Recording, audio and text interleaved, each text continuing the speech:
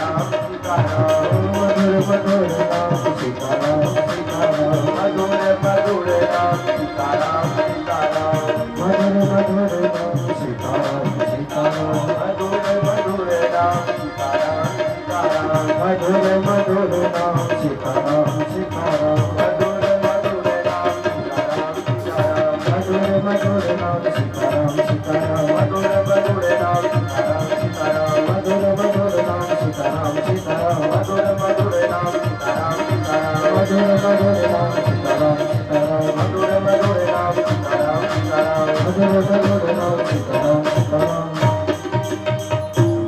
प्रेम से बोलिए श्री भक्तवत्सल भगवान की जय, श्री राजा रामचंद्र भगवान की जय, श्री हनुमान जी महाराज की जय, मैया की मैया की मैया की श्री रामदाचार्य भगवान की स्वामी कृष्णा जी महाराज की, खरिया ग्राम की, ग्राम बस्ती की, ब्रह्म बाबा की, गौ माता की, आज के आनंद की, श्रीमद् भागवत महापुराण की, श्री सुखदेव जी महाराज की, श्री परीक्षित जी महाराज की जय, जय श्री सीताराम, जय जय श्री राधेश, नमः पार्वती पते हर हर महादेव।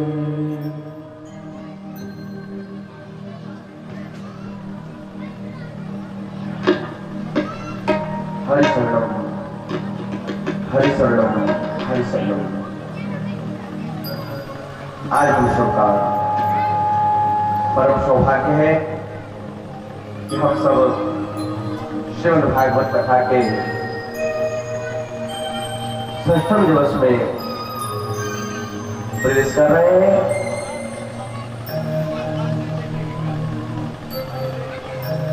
बहुत ही सुंदर श्रीमद् भागवत महापुराण की ये अमृतमय कथा विगत 5 दिनों से हम लोग सुनते आ रहे हैं। आज 6वें दिवस की संध्या में प्रवेश कर रहे हैं। कल आप सबने श्रीमद् भागवत कथा के अंतर्गत आप सबने भगवान के बाल लीलाओं का श्रवण किया। भगवान कैसे आघासुर, बाकासुर, व्योमासुर, अरिष्टासुर और भगवान ने कैसे कालिया मर्दन किया, ये आप सबने कल के कथावत्संग में सुना था। भगवान स्वयं पुजारी और स्वयं पूज्य बन करके गोवर्धन पूजा करवाया। गोवर्धन साक्षात श्री कृष्ण ही है। भगवान खुद भागवत में कहते हैं शैलोष्मी, मैं ही गोवर्धन हूं, ऐसा भगवान कहते हैं। गोवर्धन कोई पर्वत नहीं, गोवर्धन कोई पहाड़ नहीं, गोवर्धन कोई पत्थर नहीं, गोवर्धन तो साक्षात श्री कृष्ण है, साक्षात भगवान है। और आज इस कलयुग में हजारों की संख्या में, लाखों की संख्या में, करोड़ों की संख्या में आज भी गोवर्धन की परिक्रमा लगाई जाती है। आप सब तो गांव में रहते हैं।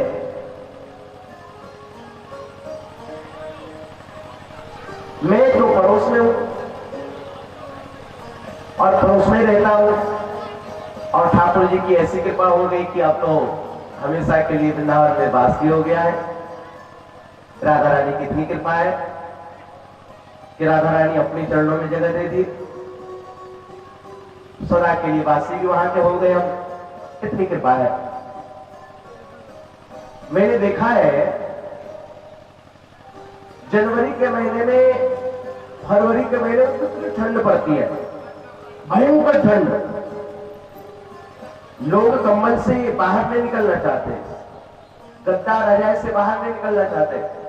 ऐसी ठंडी में मैंने लोगों को 12 बजे रात में, 1 बजे रात में, 2 बजे रात में मैंने परिक्रमा लगाते देखा, भयंकर ठंडी में, जनवरी फरवरी के महीने में, आप सोच सकते हैं। और एक लोग की संख्या में नहीं, हजारों की संख्या में रात के 12, 1 बजे, 2 बजे परिक्रमा लग रही है गोवर्धन महाराज की। आप सबको पता नहीं है, आप सब तो एक दिन के लिए जाते हैं, दर्शन करके या परिक्रमा लगा के आ जाते हैं, लेकिन मुझे पता है गोवर्धन महाराज की 7 कोस की परिक्रमा आज भी अखंड रूप से भक्त करते हैं, संत करते हैं, पूरे भारतवासी करते हैं। और भारतवासी ही नहीं, ध्यान सुनिएगा, अपने भारत के भक्त, अपने भारत के संत, अपने भारत के श्रद्धालु तो गोवर्धन गिरिराज जी की परिक्रमा लगाते ही लगाते हैं। लेकिन मेरे भाई बहन, हमने ऐसे कई विदेशी भक्तों को देखा है जो विदेशी भक्त हर पूर्णिमा को फ्लाइट से आते हैं और महाराज परिक्रमा करके पुनः अपने देश को चले जाते हैं। मैंने ऐसे कई विदेशी भक्तों को मैं जानता हूं, अमेरिका से, जापान से, इंडोनेशिया से, थाईलैंड से, महाराज कई विदेशी भक्त आकर के हर पूर्णिमा को गोवर्धन गिरिराज जी की परिक्रमा लगाते हैं। और गोवर्धन गिरिराज महाराज की कृपा से आज भी समस्त भक्तों की मनोकामनाएं पूर्ण होती है, आज भी भक्तों की इच्छाएं पूर्ण होती है, क्योंकि गोवर्धन साक्षात श्री कृष्ण है, पत्थर नहीं। गोवर्धन को पहाड़ मानना, साधारण पर्वत समझना, पहाड़ मानना, पत्थर का टुकड़ा समझना, ये अपराध है। गोवर्धन साक्षात श्री कृष्ण है, ऐसा भाव रखना मन में, ये भक्ति है। प्रेम से बोलिए जय सिया राम, जोर से बोलिए जय सिया राम, प्यार से बोलिए जय सिया राम। और मैं निवेदन करूंगा, हमारे समाज में से और हमारे शिखरिया ग्राम से बहुत से सज्जन, बहुत से महानुभाव गए भी है, उन्होंने दर्शन किया होगा, लेकिन मैं निवेदन करूंगा कि जब भी आप वृंदावन जाइए, जब भी आप ब्रज जाइए, जब भी वृंदावन जाए, तो मेरा निवेदन है कि गोवर्धन की परिक्रमा अवश्य लगाइएगा। हाँ, गोवर्धन की परिक्रमा अवश्य लगाइएगा, तभी आपका वृंदावन जाना सार्थक होगा। वृंदावन जाकर के भी, आप ब्रज में जाकर के भी अगर गोवर्धन की परिक्रमा नहीं लगाई तो आपका वृंदावन जाना व्यर्थ हो जाएगा। प्रेम से बोलिए राधे राधे, जोर से बोल दीजिए राधे राधे, प्यार से बोल दीजिए राधे राधे। हाँ जी, तो ब्रज में गए, गोवर्धन का दर्शन, परिक्रमा नहीं किया तो पूरा आपका लाभ फल नहीं मिला। इसलिए गोवर्धन की जरूर परिक्रमा लगाएं। 7 कोस की गोवर्धन है। आज हमारे आदरणीय श्री कारी बाबू जी कह रहे थे कि हमने गोवर्धन पर्वत को दर्शन किया। बाबूजी, वो जो गोवर्धन का आपने दर्शन किया ना, वो तो आधुनिक तरीके से बनाया गया प्रेम मंदिर में, वृंदावन के प्रेम मंदिर में आप लोग जाते होंगे, दर्शन करते होंगे, वो आधुनिक तरीके का है, वो प्रदर्शनी है,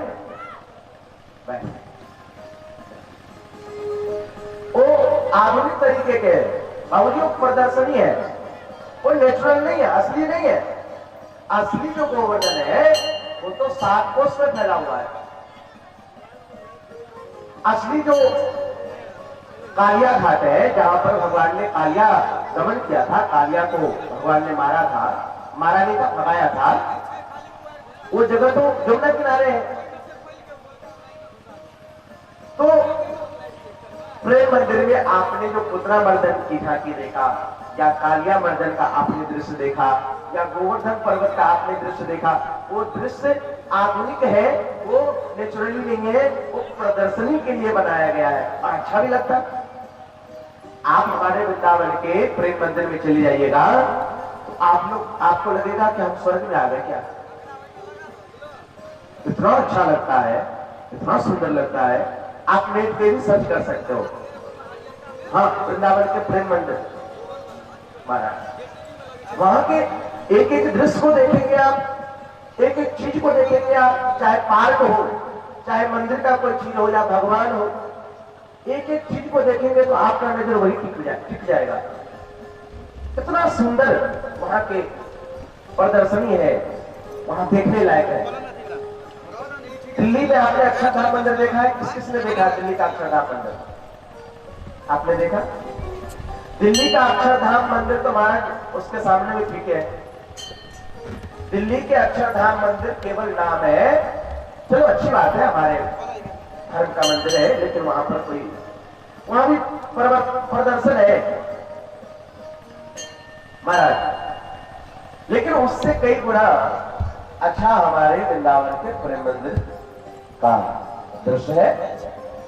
कान में आकर के कहा कई दीनी है, भगवान श्री कृष्ण बोले ब्रजवासियों, हमारे देवता ने हमारे कान में आकर के कई दीनी है कि अगर ज्यादा बारिश हो रही है ना तो मुंह को उठा के छाता बनाए लो।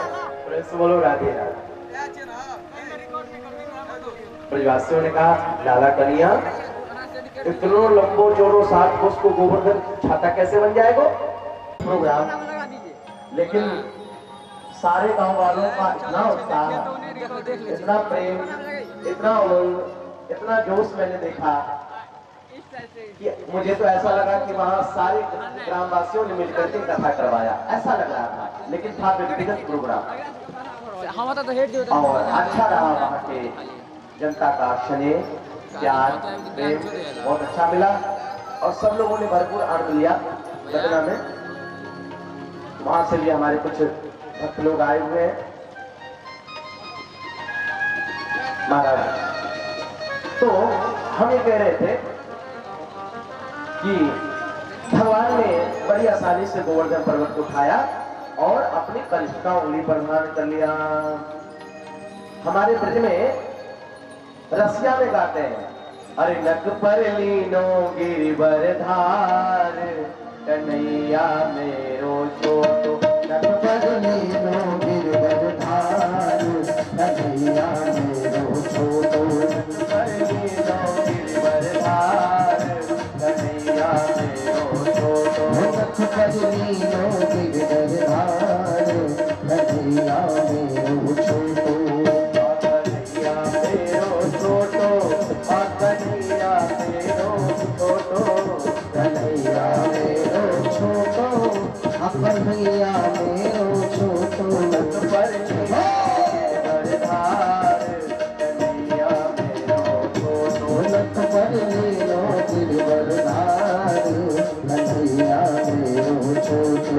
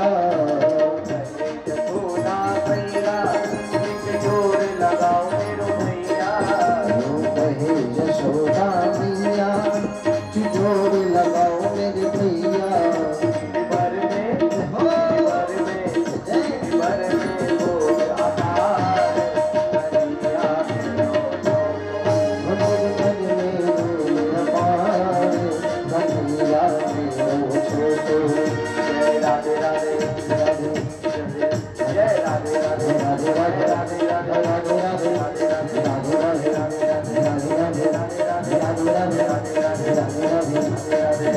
राधे राधे राधे राधे राधे राधे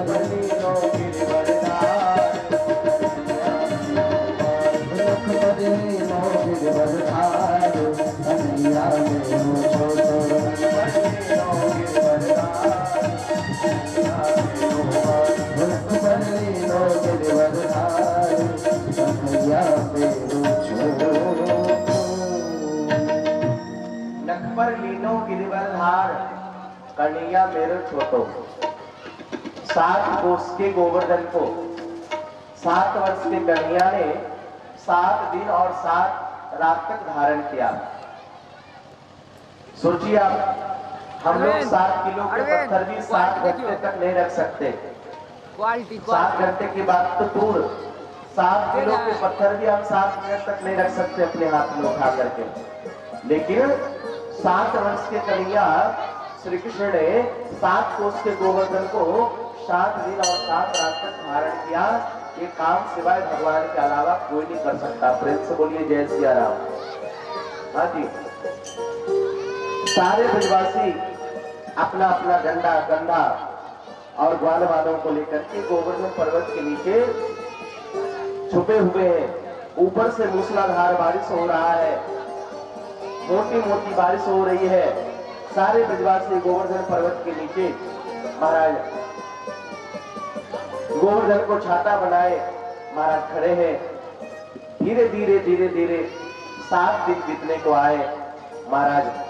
वो बादल छट गया, बारिश बंद हो गया, आकाश में सूर्य देवता निकल आए। भगवान श्री कृष्ण ने कहा, ब्रजवासियों देखो देखो देखो देखो, आकाश में सूर्य देव निकल आए हैं, बादल छट गए हैं, दूर दूर कहीं भी पानी का बादल का कोई लेस नहीं है, सबके सब निकलो बाहर। महाराज कहते हैं कि सारे ब्रजवासी गोवर्धन पर्वत के नीचे से बाहर निकले और सारे ब्रजवासी गाते चले, हाथी घोड़ा पाल की जय कन्हैया लाल की, हाथी घोड़ा पाल की जय कन्हैया लाल। सभी ब्रजवासी कीर्तन करते हुए अपने अपने घर के तरफ निकले। लेकिन भगवान श्री कृष्ण ने क्या किया, जैसे गोवर्धन पर्वत को उठाया था वैसे ही उसी स्थान पर पुनः रख दिए। आहा, देवराज इंद्र का मानभंग हुआ। देवराज इंद्र ने आकर के भगवान की स्तुति किया और देवराज इंद्र ने कहा, विशुद्ध सत्वं तव धाम शांतम् तपोमयं भस्करजस्तमस्तम् मायामयोऽयं गुणसम्प्रभावो न विद्यते ते ग्रहणानुबन्ध। हे विशुद्ध सत्व परमात्मा, आप शांत स्वरूप है, आपका देह तपोमय है, आप माया और माया के कार्यों से आप सदा अलग है। हे प्रभु, आपका अवतार इस धरती पर, आपका अवतार इस धरती पर पृथ्वी के भार हरण करने के लिए हुआ है। आप भक्तों को सुख देने के लिए आप अवतरित हुए हैं। आप नंद और यशोदा को आनंद देने के लिए आप इस पृथ्वी पर अवतरित हुए हैं। हे प्रभु, मुझ जैसे जगदीश मानियों का अभिमान भंग करने के लिए आपका अवतार हुआ है। हे प्रभु, मुझ देवताओं के राजा इंद्र के मन में अभिमान आ गया था कि मैं ही जगत का मालिक हूँ, मैं ही जगत का संरक्षक हूँ, मैं ही जगत का पालनहार हूँ। प्रभु, मुझ जैसे अभिमानियों का अभिमान भंग करके आपने बहुत बड़ी कृपा की, आपने बहुत बड़ी अनुकंपा की। देखिए, अभिमान किसी भी तरह का हमारे भीतर आ जाए, हमारे मन में आ जाए, हमारी बुद्धि में आ जाए, हमारे दिमाग में आ जाए, वो अभिमान सही नहीं है। अभिमान किसी प्रकार का हो, वो हमारे लिए अच्छा नहीं है। क्योंकि भगवान का एक नाम है गर्वा पहाड़ी। भगवान अपने भक्तों के हृदय के अभिमान को भगवान तुरंत नष्ट कर देते हैं, तुरंत खत्म कर देते हैं। भगवान का आहार क्या है? बोले गर्व ही भगवान का आहार है। अच्छा, संसारिक लोगों के हृदय में अगर अभिमान आ जाए, ध्यान सुनिएगा, संसारिक लोगों के हृदय में अगर अभिमान आ जाए, संसारिक लोगों के मन में अगर अभिमान आ जाए, तो थोड़ी देर के लिए चले भी, लेकिन भक्तों के मन में, संतों के मन में अगर अभिमान आ जाए तो भगवान कहते हैं कि मैं तुरंत उस अभिमान को नष्ट कर देता हूं। भक्तों के अभिमान को भगवान रहने नहीं देते हैं। भक्तों के अभिमान को भगवान तुरंत नष्ट कर देते हैं, तुरंत नष्ट कर देते हैं। अभिमान किसी भी प्रकार का हो, अभिमान मतलब पतन। जहां हमारे मन में अभिमान आया तो फिर वहीं से पतन होना हमारा शुरू हो जाता है। और आप ध्यान से सुनिएगा, रामायण में नारद जी ने काम को जीता, काम को तो जीत लिया नारद जी ने, लेकिन काम जीतने का अभिमान हो गया नारद जी को। प्रेम से बोलिए जय सिया राम। नारद जी को काम जीतने का अभिमान आ गया। देखो मैंने काम को जीत लिया, मैंने काम को जीत लिया, मैंने काम को जीत लिया। अब ऐसा प्रचार प्रसार करते करते करते करते देवर्षि नारद जी महाराज बैकुंठ में गए। जब बैकुंठ में गए तो उन्होंने यही बात भगवान नारायण से कहा कि प्रभु मैंने काम को जीत लिया, प्रभु मैंने काम को जीत लिया, प्रभु मैंने काम को जीत लिया। तो कहते हैं कि भगवान नारायण समझ गए कि हमारे नारद जी के मन में काम जीतने का अभिमान आ गया। अब इसके अभिमान को कैसे नष्ट करें? तो कहते हैं नारायण प्रभु ने एक श्रीनगर का निर्माण किया, उस नगरी की राजकुमारी विष्णुमणि को बनाया, उस नगर के राजा महाराज शिलनिधि को बनाया। और नारद जी जब उस नगर में गए तो शिलनिधि जी महाराज ने अपनी बेटी का हाथ दिखवाया। उसकी बेटी को देख करके नारद जी मोहित हो गए। उसकी कन्या को देख करके, उसकी बेटी को देख करके नारद जी मोहित हो गए। और नारद जी ये सोचने लग गए कि ये बाला, ये कन्या, ये राजकुमारी हमें कैसे मिले। अब इसके मन में काम आ गया। पहले काम को जीत लिए थे, अब काम आ गया। अब नारद जी के मन में काम क्या आ गया? ये बाला कैसे मिले, ये बाला कैसे मिले, ये राजकुमारी कैसे मिले। देखिए भगवान की माया कैसी है कि भक्तों के अभिमान को भगवान कैसे नष्ट करते हैं। एक बार काम को जीत लिया, और काम का जब जीत लिया तो काम जीतने का अभिमान हो गया, और उसको नष्ट करना है भगवान को। तो कैसे नष्ट करेंगे उसके अभिमान को? तो अब राजकुमारी के ऊपर लट्टू हो गए नारद जी। अब उसके साथ विवाह करना चाहते हैं, और विवाह करना चाहते तो रूप चाहिए, पैसे चाहिए, धन चाहिए। तो महाराज कहते हैं कि नारद जी भगवान को याद करने लगे, आंख बंद करके ध्यान करने लगे, भगवान प्रकट हो गए। भगवान ने कहा बोलो नारद जी क्या चाहिए? नारद जी ने कहा प्रभु आप अपना रूप दे दो। भगवान नारायण ने कहा नारद जी हमारा रूप लेकर के क्या करोगे? नारद जी ने कहा कि विवाह करना है। प्रेम से बोलो जय सिया राम। विवाह करना है। भगवान ने कहा लो, फंस गए ना चक्कर में। पहले बड़ा अभिमान था कि हमने काम को जीत लिया, हमने काम को जीत लिया, हमने काम को जीत लिया। अब फंस गए ना चक्कर में। अच्छा तो तुम विवाह करना चाहते हो तो क्या चाहते हो हमसे? तो नारद जी ने कहा देखो प्रभु, विवाह में हर वस्तु अपने पास में नहीं होते, हर पदार्थ अपने पास में नहीं होते हैं, और उसी पड़ोसी से ले आया जाता है, या टेंट वालों के यहाँ से ले आया जाता है, बर्तन वालों के यहाँ से कुछ बर्तन ले आया जाता है, और ब्यूटी पार्लर वाले के यहाँ जाकर के बढ़िया सुंदरता प्राप्त हो जाता है। हाँ आजकल तो महाराज ऐसी भी सुविधा हो गई है। तो महाराज हम कहाँ जाए? आपके पास में सब कुछ है, ब्यूटी पार्लर भी है और सारी सामग्री भी है और सारा कुछ है। आप तो भगवान हो, तो ऐसा करो आप अपना रूप दे दो। नारद जी ने क्या कहा? प्रभु आप अपना रूप दे दो। भगवान ने कहा ठीक है मैं अपना रूप दे दूंगा, लेकिन एक बात है। क्या? भगवान विष्णु ने कहा कि लोग मुझे हरि कहते हैं, लोग मुझे हरि कहते हैं, और हरि के कई अर्थ होते हैं। हरि मतलब हरियाली भी होती है, हरि मतलब बंदर भी होते हैं, और हरि मतलब सर्प भी होते हैं। तो मैं कौन सा रूप दूं तुम्हें? तो नारद जी ने कहा कि जिसमें हमारा हित हो, आप वही रूप दीजिए। नारद जी ने यहां पर एक सुंदर बात कहा भगवान से, नारायण से। क्या कहा? जय विधिनाथ होई हित मोरा, करो सुबेग दास में दो। ध्यान सुनिएगा।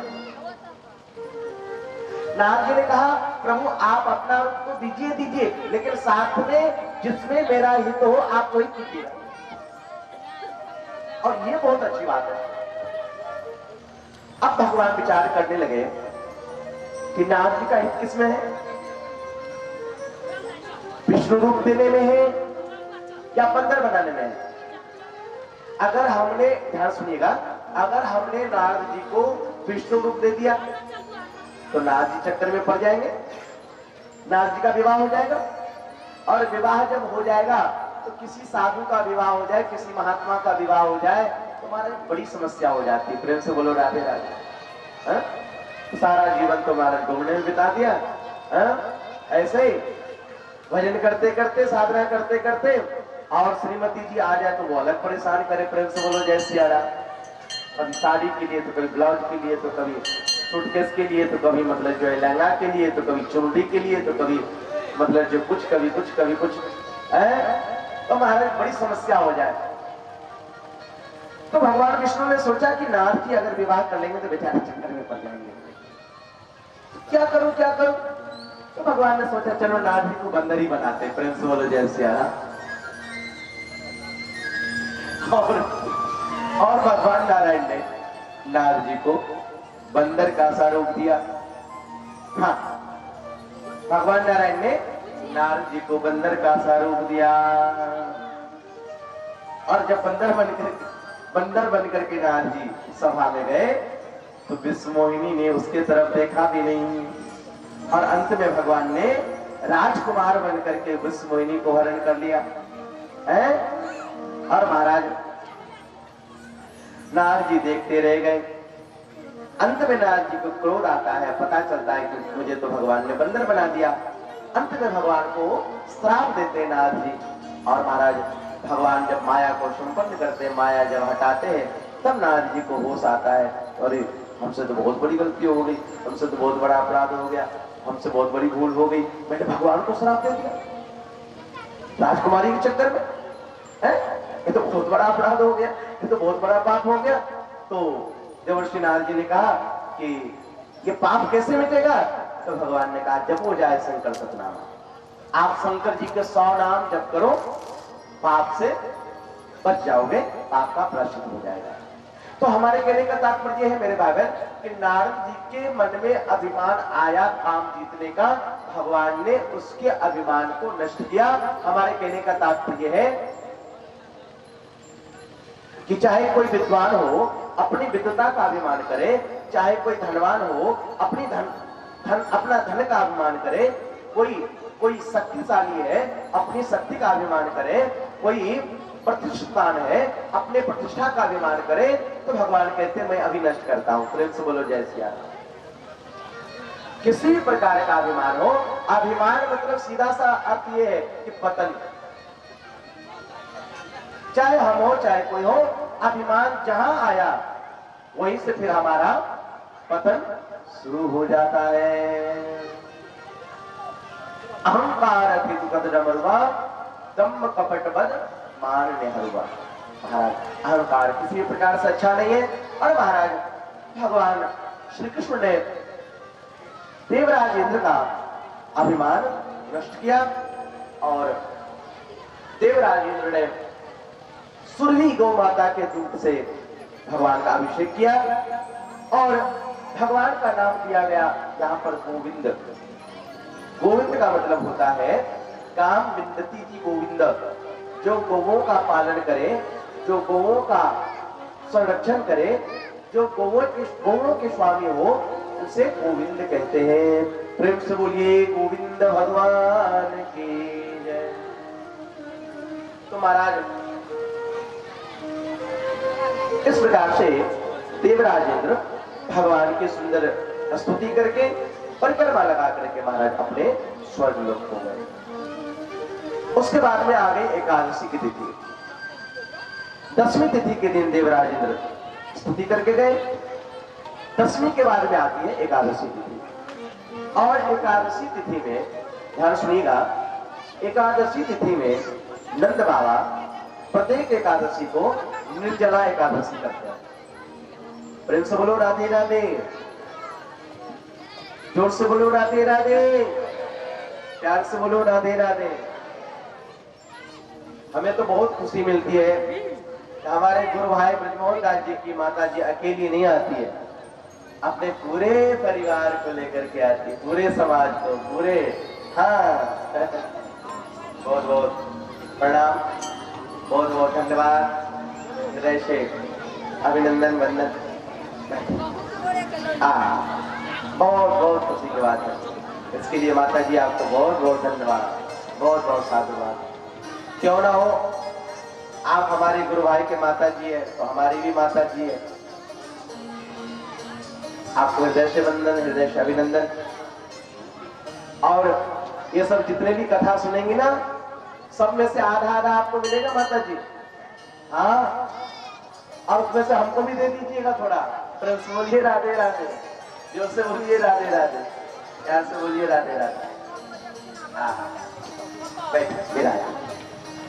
परमानंदपुर से ब्रजमोहन दास जी महाराज जी की माता श्री आती है, रोज आती है कथा में, अकेली नहीं आती है।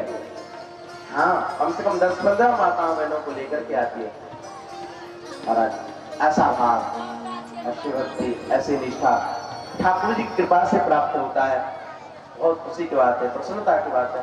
बैठिए, भगवान की कृपा ऐसी बनी रहे, ऐसे खूब खूब स्वयं में भगवान की भक्ति सत्संग में लगे रहे और दूसरों को भी लगाते रहे। इसलिए में अपने जीवन का भी कल्याण है और दूसरे के जीवन का भी कल्याण है। बैठिए, विराज। तो हमारे कहने का मतलब यह है कि एकादशी तिथि में नंद बाबा प्रत्येक एकादशी को निर्जला एकादशी करते हैं। माता बहनों ध्यान सुनिएगा, हमारे बड़े बुजुर्ग महानुभाव ध्यान सुनेंगे। एकादशी का व्रत हम सभी को करना चाहिए। एकादशी का व्रत हम सभी को करना चाहिए, क्योंकि व्रतों में सबसे श्रेष्ठ एकादशी का व्रत मानी गई है। व्रतों में सबसे श्रेष्ठ एकादशी का व्रत है और एकादशी का व्रत ये स्वयं भगवान नारायण ने बनाया है। एकादशी का व्रत स्वयं भगवान नारायण ने बनाया है। और एक बात ध्यान सुनिएगा, भगवान नारायण खुद एकादशी का व्रत करते हैं। माता बहनों, भगवान नारायण खुद एकादशी का व्रत करते हैं। हाँ, एकादशी की बहुत बड़ी महिमा है माता बहनों, बहुत बड़ी महिमा है और बहुत बड़ा महत्व है। जैसे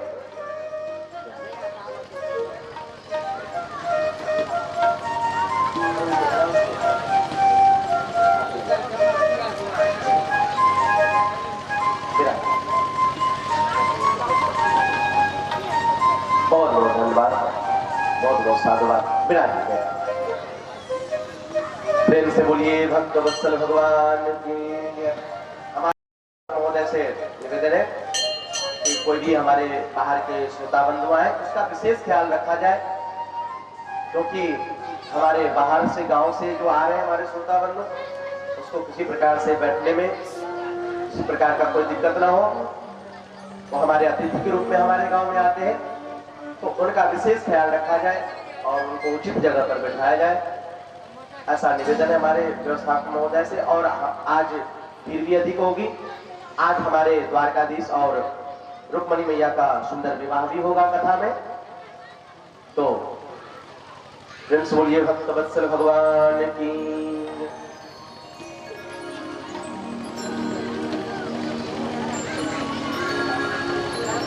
भगवान थक जाते हैं, दर्शन भी होता रहे ना भगवान को, तब अच्छा है। हाँ, बैठिए माता, बैठिए विराज।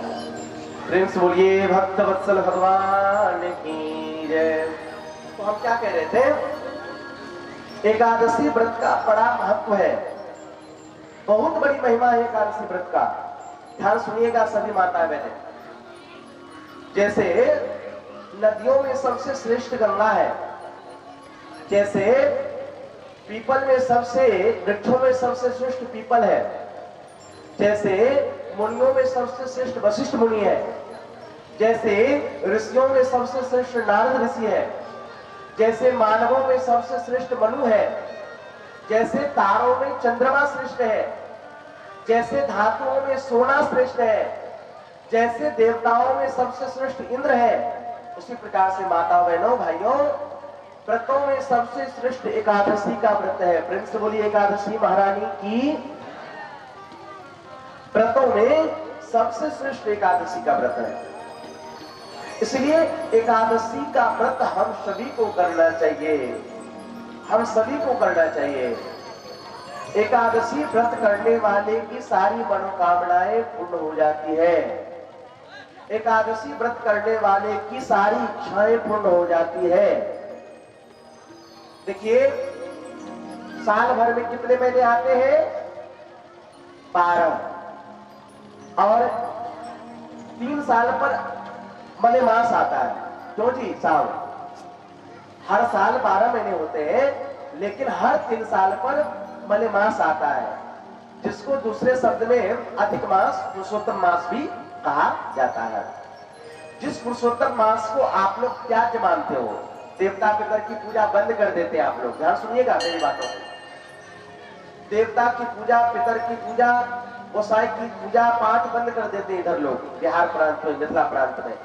लेकिन आप सबको पता नहीं है, मैं निवेदन करूं, जिस मलेमास को आप अशुद्ध समझ करके, उस महीने को अशुद्ध समझ करके, त्याग समझ करके आप देवताओं की पूजा बंद कर देते हैं, देवियों की पूजा बंद कर देते हैं, आराधना बंद कर देते हैं, तपस्या बंद कर देते हैं, पूजा पाठ बंद कर देते हैं, उसी मलेमास में, ध्यान सुनिएगा, उसी मलेमास में, उसी अधिक मास में, उसी पुरुषोत्तम मास में हमारे काशी में, हमारे वृंदावन में, हमारे अयोध्या में, हमारे हरिद्वार में महाराज दूर दूर से लोग आकर के निवास करते हैं और अधिक पूजा करते हैं, अधिक सत्संग करते हैं, अधिक नाम जप करते हैं, अधिक माला घुमाते हैं, अधिक दान देते हैं, अधिक पुण्य करते हैं, अधिक पूजा पाठ करते हैं, अधिक अनुष्ठान करते हैं। सोचिए आप कितना फर्क है हमारे इधर के क्षेत्र के लोगों के विचारधारा में और उधर के क्षेत्र के लोगों के विचारधारा में, कितना अंतर है।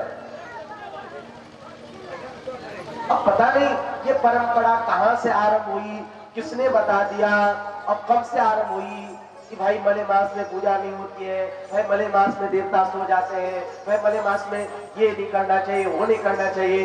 ये परंपरा कहां से आरंभ हुई मुझे नहीं पता, लेकिन मेरे बारे में ध्यान सुनिएगा, मैं निवेदन करूंगा, अगर ये धारणा, ये विचारधारा अगर है तो इसको हटा दीजिए, ये सही नहीं है।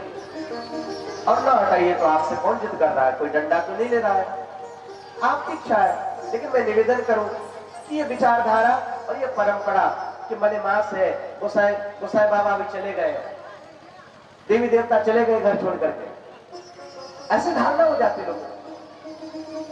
और खुद तो पूजा पाठ करेंगे नहीं, दूसरों से कहते आइयो गोसाई नहीं पहचाए, हाँ हम तो सुनी छी मलेमास नहीं गलिया तो यो गोसाई नहीं पहचाए, मलेमास में तो गोसाई बाबा चल जाए, देवता पितर चल जाए,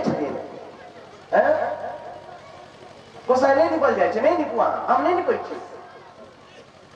पूजा नहीं करो, पाठ नहीं करो, लेकिन 3 बेर चाय जरूर पियो, 4 बेर भोजन जरूर खाओ।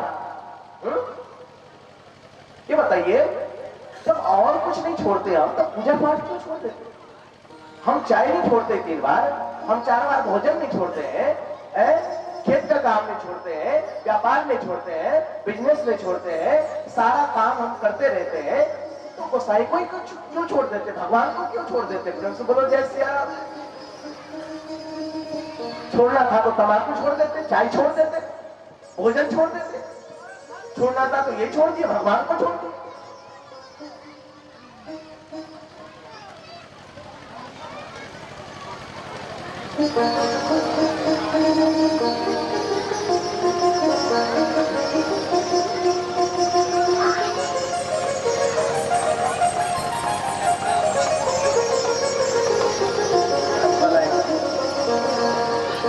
बोलिए भक्तवत्सल भगवान की जय।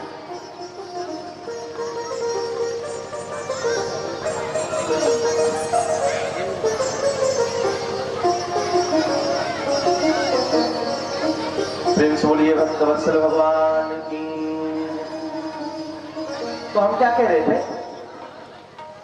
हम कह रहे थे कि महाराज जब हम और काम नहीं छोड़ सकते हैं तो गोसाई को क्यों छोड़ देते, पूजा पाठ क्यों छोड़ देते? देखिए नहीं, देखिए जिस महीने को हम मलेमास मान करके हम देवता पितर को छोड़ देते हैं, पूजा पाठ छोड़ देते हैं, उसको हमारे तीर्थों में धामों में मलेमास क्या अधिक मास बोलते हैं, पुरुषोत्तम मास बोलते हैं। और पुरुषोत्तम मास में कहते हैं कि बड़ा महत्व होता है पुरुषोत्तम मास का। और महाराज कहते हैं कि उसमें विशेष पूजा, विशेष आराधना, विशेष जाप, विशेष कथा, विशेष सत्संग होती है।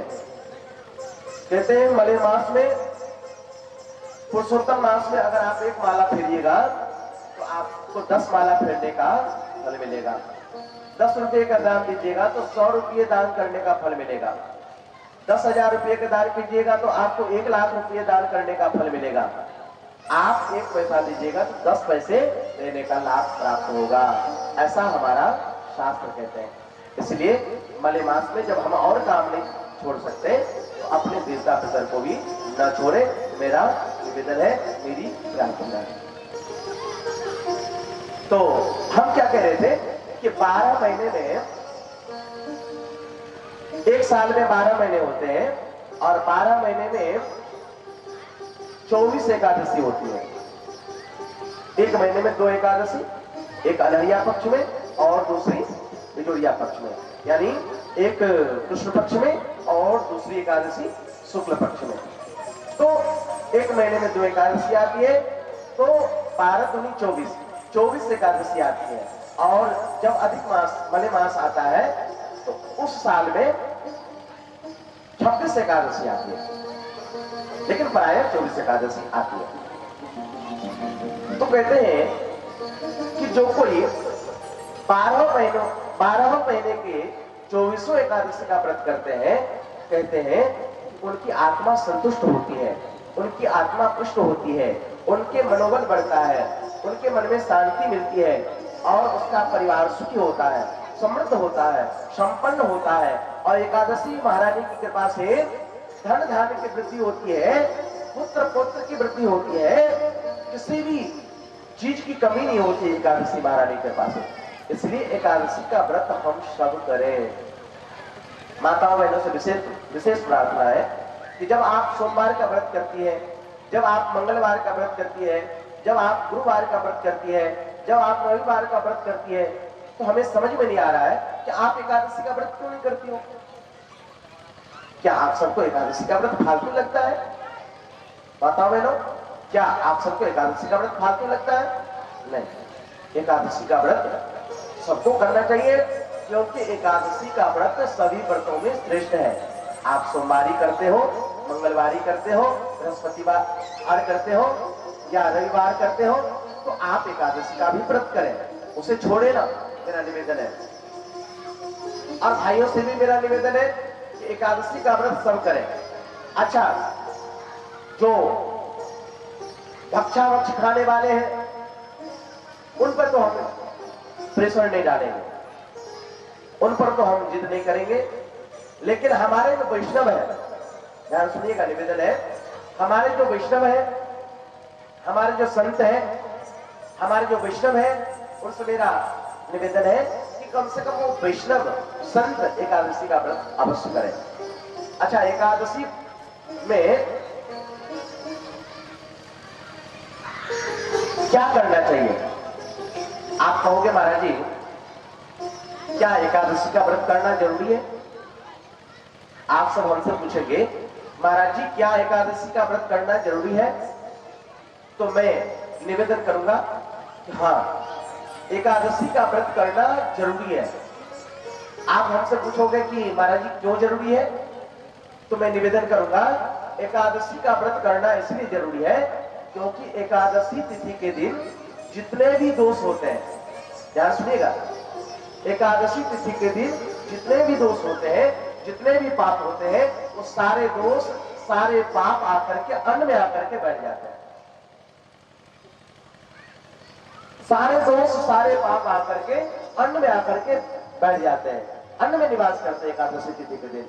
और कहते हैं कि जो एकादशी तिथि के दिन अन्न खाते हैं, अन्न भक्षण करते हैं, वो अन्न भक्षण नहीं करते, वो दोष ही खाते हैं, वो पाप ही खाते हैं। अन्न के रूप में दोष ही भक्षण करते हैं, वो पाप ही भक्षण करते हैं। ऐसा लिखा है शास्त्रों में। मैं अपने मन से नहीं कह रहा हूं, ये हमारे शास्त्र कहते हैं, ये हमारे पुराण कहते हैं कि एकादशी तिथि के दिन अन्न भक्षण करना यानी पाप ही खाना, दोष ही खाना, ऐसा शास्त्र कहते हैं। इसलिए पाप से बचने के लिए, दोष से बचने के लिए, अपराध से बचने के लिए एकादशी का व्रत अवश्य करना चाहिए।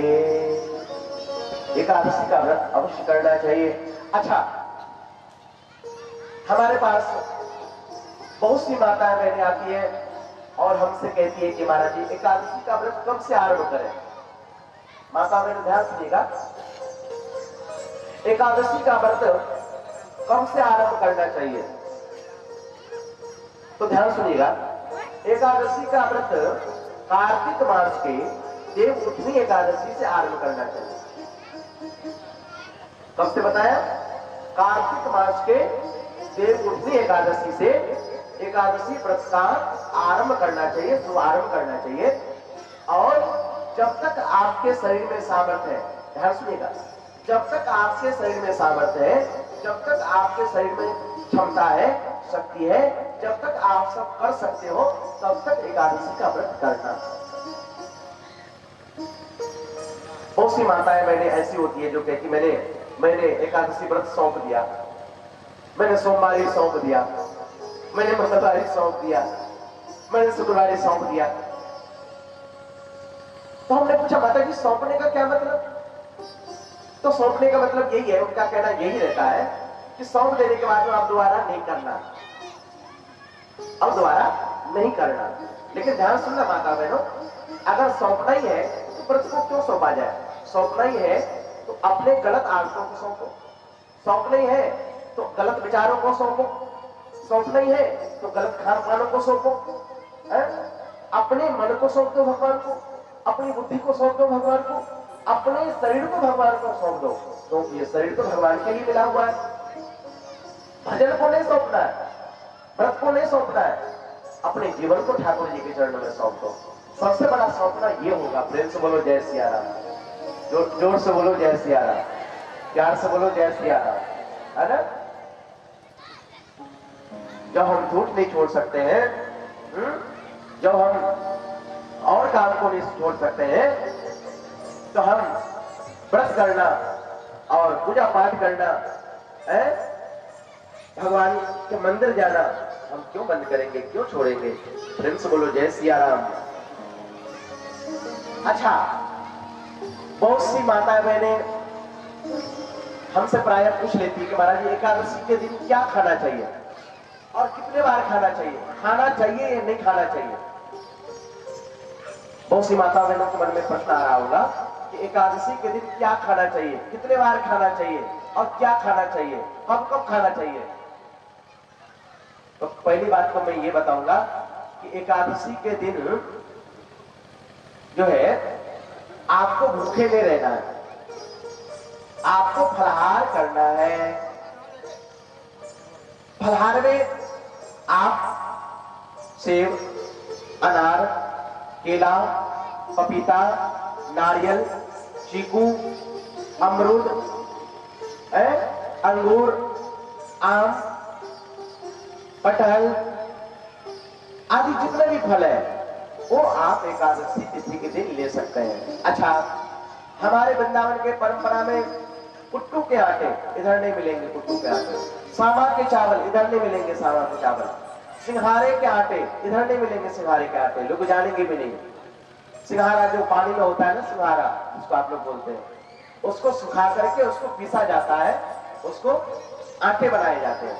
इधर आपको प्राय नहीं मिलेंगे दुकानों में, सिंघारे के आटे नहीं मिलेंगे। कुट्टू के आटे इधर लोग समझेंगे नहीं, सामा के चावल इधर लोग समझेंगे नहीं। हमारे वृंदावन में, अयोध्या में, हरिद्वार में, काशी में, बनारस में सब जगह दुकानों पर उपलब्ध हो जाते हैं फलाहारी सामान, लेकिन इधर फलाहारी सामान उपलब्ध नहीं होते। अच्छा, हमारे वृंदावन अयोध्या का फलाहार अलग ढंग का होता है। वहां तुम्हारा एकादशी दिन भी इतने आइटम बन जाते हैं कि आपको लगेगा कि अरे ये कैसी एकादशी का व्रत है। जब नमकी खाना था, जब पकौड़ा पकौड़ी खाना था, जब खिचड़ी खाना था, तो एकादशी का व्रत क्या है, मतलब क्या है एकादशी का व्रत। तो देखिए हमारे वृंदावन हरिद्वार काशी बनारस में महाराज फलाहार की व्यवस्था हो जाती है, उधर दुकानों में मिल जाते हैं, इसलिए लोग बना लेते हैं, लेकिन इधर नहीं मिलते हैं। और इधर के लोग अगर ऐसा बना कर खाएंगे तो बड़े बुजुर्ग कहेंगे ये कैसी एकादशी है। हाँ, तो इधर के लोग क्या है कि इधर के लोग तो फल ही ले सकते हैं, सेब ले सकते हैं, केला ले सकते हैं, अनार ले सकते हैं, अमरूद ले सकते हैं, पपीता ले सकते हैं, तो फलाहार ले सकते हैं। अच्छा, कितने बार ले,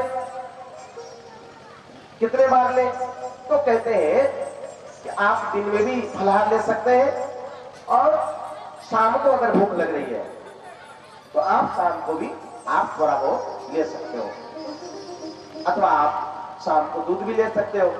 दिन में थोड़ा बहुत फलाहार कर लिया, शाम को दूध ले लिया, शरबत ले लिया। भूखे नहीं रहना है, फलाहार करना है, शरबत लेना है, दूध लेना है, दही लेना है, ये सब लेते रहना है, भूखे नहीं रहना है। देखिए भूखे रहने से भगवान कभी नहीं मिलते, भूखे रहने से भगवान कभी नहीं मिलते हैं। भगवान जब भी मिलते हैं तो भाव से मिलते हैं, प्रेम से मिलते हैं, इसलिए भूखे नहीं रहना है। एकादशी तिथि के दिन भी आपको फलाहार करना है। अगर भूख लग रही है तो आप दिन में भी फलाहार ले लीजिए, शाम को भी फलाहार ले लीजिए, कोई दिक्कत नहीं है। आराम से आप एकादशी का व्रत कीजिए, लेकिन कीजिए जरूर। अच्छा, एकादशी के दिन पूरे दिन भगवान का स्मरण करते रहना है, भगवान को याद करते रहना है, क्योंकि व्रत का दूसरा नाम है उपवास। व्रत का दूसरा नाम क्या है? उपवास। उप मतलब समीप और वास मतलब रहना, भगवान के समीप में रहना, भगवान को याद करते रहना, भगवान के नाम संकीर्तन करते रहना, भगवान का चिंतन करते रहना। व्रत का यही मतलब होता है। प्रेम से बोलिए जय श्री राम। ये नहीं कि हमने एकादशी कर रखा है और दुनिया भर के बातें चला रहे हैं, दुनिया भर के बातें लड़ा रहे हैं, इधर की बातें उधर, उधर की बातें उधर, उधर की झगड़ा उधर, उधर की झगड़ा उधर। ऐसा नहीं मेरे भाई है। इससे अच्छा एकादशी करो ही ना, अगर ऐसा करना हो तो। व्रत का दूसरा नाम है उपवास, और उपवास का अर्थ ही यही है, आप अपने मन से भगवान के चरणों में रहिए, आपका मन हमेशा भगवान में लगा रहे, आपका चित्त हमेशा भगवान में लगा रहे, आप हमेशा भगवान को याद करते रहे। व्रत का मतलब यही अर्थ होता है, व्रत का मतलब ही यही होता है। अच्छा,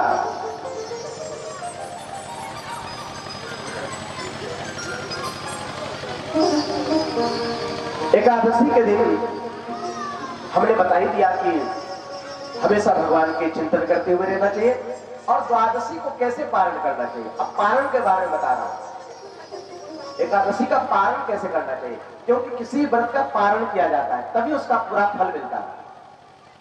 क्यों सरकार?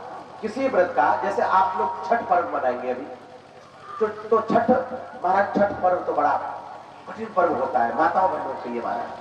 3-3 दिन तक महाराज, 3 दिन क्या 4 दिन महाराज, एक दिन नहाए खाए तो फिर खरना,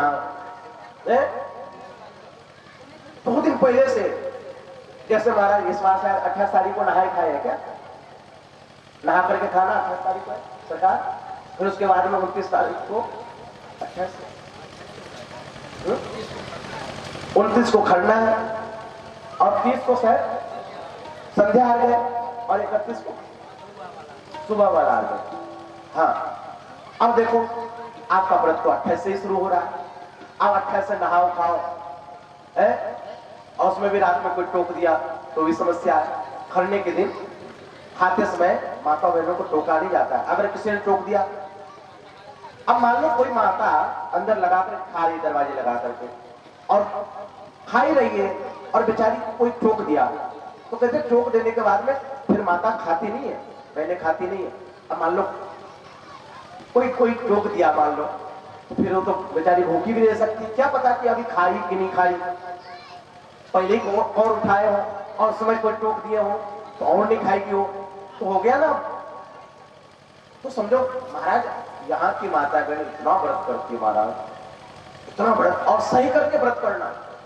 व्रत तो और प्रांतों में भी लोग करते हैं, राजस्थान में भी करते हैं माता बहने, और पंजाब में भी करते हैं माता बहने, हरियाणा में भी, हमारे उत्तर प्रदेश में भी, मध्य प्रदेश में भी व्रत करती है माता बहने। लेकिन उधर की माता बहने अलग अलग तरह के व्रत करते हैं, खा करके व्रत करते हैं, फलहार लेकर के, दूध दही लेकर के, शरबत लेकर के। लेकिन यहाँ की माता बहन नहीं, यहाँ की तो विचारधारा ये है कि अरे खा लिया तो व्रत किस बात का। यहाँ के माता बहनों का विचारधारा तो ये है कि अगर खाना ही था तो व्रत क्यों किया, ये विचारधारा है इधर। तो इधर सहो, व्रत का मतलब ये होता है, इधर की धारणा बन गई कि सहो और एक टाइम खाओ खाना, तो अगर दोनों टाइम खा लिए तो फिर व्रत क्यों करते, ऐसा धारणा है। लेकिन उधर की ऐसी धारणा नहीं है, उधर तो लोग आराम से खाते हैं महाराज। हाँ, और महाराज देखिए, इधर की माता बहनों की तपस्या बड़ी, बहुत बड़ी है और साधना बहुत बड़ी है महाराज। तो हम क्या कह रहे थे, किसी व्रत का पारण किया जाता है, पारण किया जाता है, तो महाराज एकादशी का भी पारण किया जाता है। द्वादशी तिथि में, एकादशी के बाद में आती है द्वादशी तिथि। द्वादशी तिथि में घर का कार्य करके, जो भी आपके घर का कार्य है उसको निपटा करके, उसको करके, और आपको सबसे पहले इधर उधर की बातें नहीं करनी है, इधर उधर का कोई काम नहीं करना है। घर का अगर काम हो गया, जरूरी काम हो गया, उसको करके तुरंत आप स्नान कर लीजिए, तुरंत आप स्नान कर लीजिए। और स्नान के पश्चात आप पूजा स्थान पर बैठ जाइए। पूजा स्थान पर जिस देवता को आप मानते हैं, जिस देवता को आप सम्मान करते हैं, उस देवता की पूजा करके, पाठ करके, ज्योत जला करके, धूप जला करके, आरती करके, और सबसे जरूरी जो काम है, ध्यान सुनिएगा, सबसे जो जरूरी काम है वो काम है आपको चरणामृत लेकर के ही कुछ खाना है। माता बहनों ध्यान सुनिएगा, पारना के दिन, द्वादशी तिथि में पारना के दिन आपको गंगा जल तुलसी लेकर के ही कुछ खाना है। दाल, रोटी, सब्जी, चावल, पापड़, घी, अचार, जो भी खाना है आपको गंगा जल तुलसी लेकर के ही खाना है। भगवान के चरणामृत, बोलिए बस बस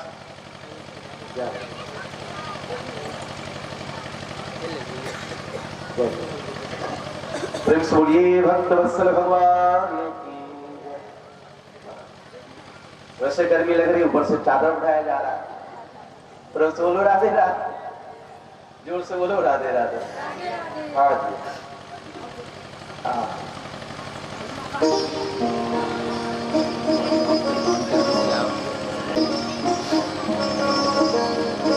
द्वादशी तिथि के दिन आपको गंगा जल तुलसी लेकर के ही कुछ खाना है, क्योंकि शालिग्राम भगवान तो आपके घर में है नहीं।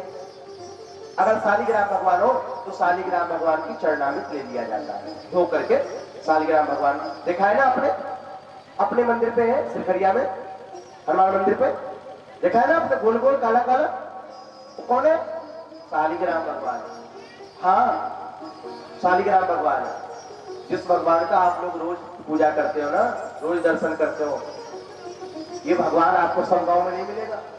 हाँ, और सुनो, सिरखरिया ग्राम बहुत सौभाग्यशाली गांव है, बहुत भाग्यशाली गांव है, लेकिन आप सब उससे वंचित हो। मैं ये कहूंगा, व्यासपीठ से कहूंगा, जैसा महात्मा आपके सिरखरिया गांव में है, हम आपके पूरे जिले की बात करते हैं, मधुबनी जिले की।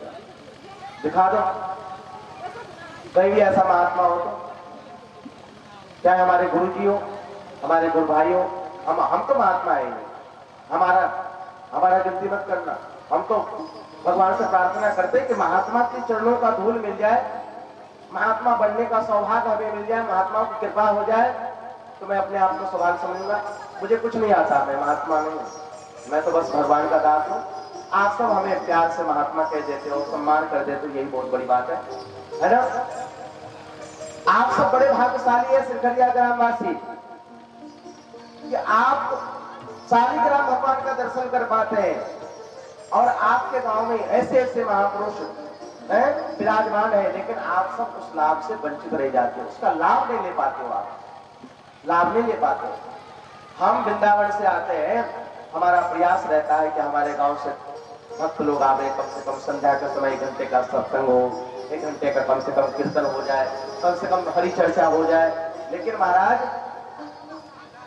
कहते ना कि कोई वस्तु आसानी से मिल जाए तो उसका महत्व समझ में नहीं आता है, उसकी महिमा लोग नहीं समझते हैं। आसानी से मिल जाए, लोगों को लगता है अरे हमारे गांव के तो लड़के हैं, अरे हमारे गांव के तो बच्चे, कल तो ऐसे खेल रहा था, आज बड़ा महात्मा बन गए। भागना तो हमारी ये है, हाथ जोड़ करके मैं निवेदन करूं, हमारी धारणा कहां है? अरे हमारे गांव के तो बच्चे हैं, या हमारे गांव के तो महात्मा है, ये क्या हमें ज्ञान देंगे, ये क्या हमें उपदेश देंगे, हम क्या इनसे कम जानते हैं? अगर आपके मन में ये विचारधारा है तो फिर आप भगवान की तरफ नहीं जा सकते हो, आप उस लाभ से वंचित रह जाओगे। आप संत की कृपा से, भगवान की कृपा से, अध्यात्म से, भक्ति से आप वंचित रह जाएंगे, आप लाभ से वंचित रह जाएंगे। अगर ये विचारधारा आपके मन में है या हमारे मन में है तो हमें जो लाभ मिलना चाहिए उस लाभ से हम वंचित रह जाएंगे मेरे भाई बहन। इसलिए श्रीखरिया ग्रामवासी आप सब बड़े सौभाग्यशाली है कि शालिग्राम भगवान आपको प्राय मंदिरों में नहीं मिलेंगे। हाँ, पत्थर जरूर मिल जाएंगे, मशीन के द्वारा बना हुआ पत्थर अवश्य मिल जाएंगे, है ना। लेकिन असली में शालिग्राम, असली शालिग्राम कहीं कहीं पर प्राप्त होता है, जो आपके श्रीखरिया के मंदिर में है, जिसकी पूजा आप सब करते हैं, जिसकी आराधना आप लोग करते हैं, जिसकी परिक्रमा आप लोग करते हैं। और मुझे कई बार शिकायत भी आया कि इतने बड़े बड़े महात्मा और इतना बड़ा गांव श्रीखरिया है, 60 टोल श्रीखरिया, और इतने बड़े बड़े महात्मा रहते हैं, लेकिन पता नहीं क्या बात है, यहाँ पर न कभी यज्ञ हुआ, न कभी विशाल भंडारा हुआ, कभी आज तक बामन मंडली का भंडारा नहीं हुआ, न कभी आज तक कोई बड़ा यज्ञ हुआ। ये बड़ा दुर्भाग्य की बात है। और कई बार मैंने योजना भी बनाया, मैंने कुछ लोगों को बिठाया भी, लेकिन आप लोगों की कोई गलती नहीं है उसमें, आप लोगों की कोई कमी नहीं है, कमी हमारी। हो सकता है हमारी साधना में कमी होगी, हमारी साधना वो नहीं है, हमारी तपस्या उतनी नहीं है, हमारी साधना उतनी नहीं है, हमारा भजन उतना नहीं है, इसलिए हम आप सबको एकजुट नहीं कर पा रहे, या हम आप सबसे इसीलिए हम आप सबके द्वारा हम बड़े कार्यक्रम नहीं करवा पा रहे हैं। उसमें आप सबकी कोई कमी नहीं है मेरे भाई बहन, आप सब तो महान है, आप सब तो बड़े उदार है, आप सब तो बड़े भक्त है। कमी हमारे ही भीतर है, व्यक्तिगत हम अपने लिए कह रहे हैं, हमारे अंदर कमी है, जो हम अपने गांव को ही आगे नहीं बढ़ा पा रहे, हम बड़े कार्यक्रम नहीं करवा पा रहे, हम बामन मंडली के भंडारा नहीं करवा रहे, हम अपने गांव में बड़ा कार्यक्रम नहीं करवा पा रहे हैं। ये हमारी कमी है, आप सबकी कमी नहीं है। लेकिन मैं निवेदन करूं कि आप सब प्रयास करिए कि हमारे गांव में भी महाराज कोई बड़ा यज्ञ हो जाए, कोई बड़ा भंडारा हो जाए, रासलीला, रामलीला और भव्य कार्यक्रम हो, जो महाराज एक यादगार के रूप में हो जाए, हमारे बच्चों के लिए, हमारे समाज के लिए, सबके लिए हो, ऐसा हम प्रयास करें। हमारे गांव में किसी बात की कोई कमी नहीं है। हमारे गांव में, हमारा श्रीखरिया गांव इतना संपन्न गांव है, इतना संपन्न गांव है, और गांव इतना संपन्न नहीं है। बस विचारधारा हमारा सही हो जाए, हमारी भावनाएं सही हो जाए, हमारा व्यवहार अच्छा हो जाए, विचारधारा बदल जाए, फिर तो महाराज चकाचक काम हो जाए। प्रेम से बोलिए जय सिया राम। फिर तो कहीं नहीं गया। तो हमारे कहने का मतलब ये है कि शालिग्राम भगवान का चरणामृत लेकर के व्रत खोलना चाहिए, भगवान का गंगाजल और तुलसी लेकर के व्रत खोलना चाहिए। यह है पारण का विधि। आइए थोड़ा सा एक भाव उस ठाकुर जी के चरणों में अर्पित कर दे, और फिर हम आपको आगे की चर्चा सुनाएंगे।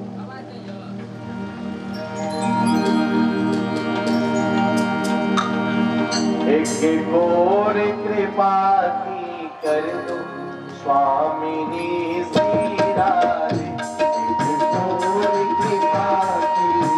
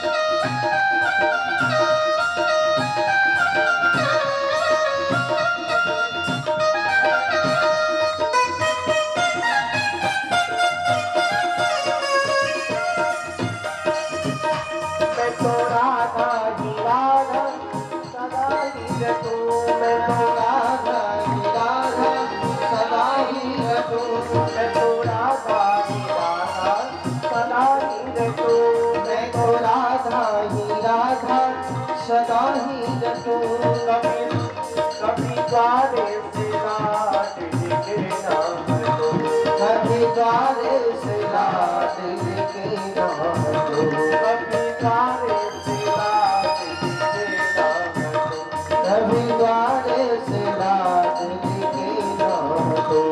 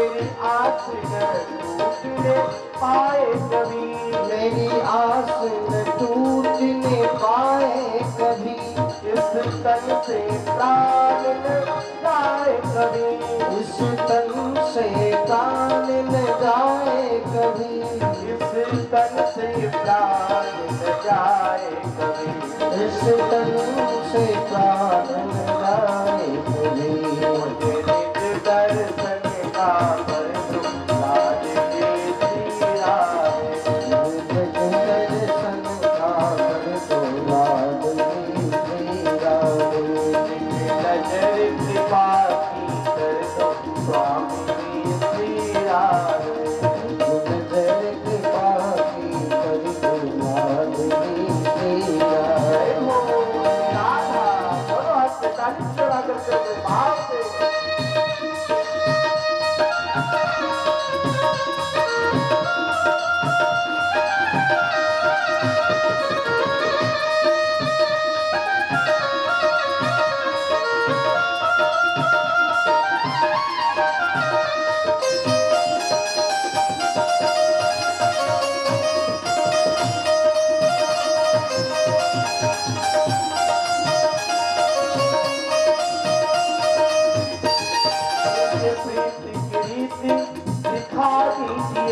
मुझे प्रीति की रीत दिखा दीजिए मुझे प्रीति की रीति दिखा दीजिए मुझे प्रीति की रीत दिखा दीजिए नीचे नाथ का मंत्र बता दीजिए नाथ का मंत्र बता दीजिए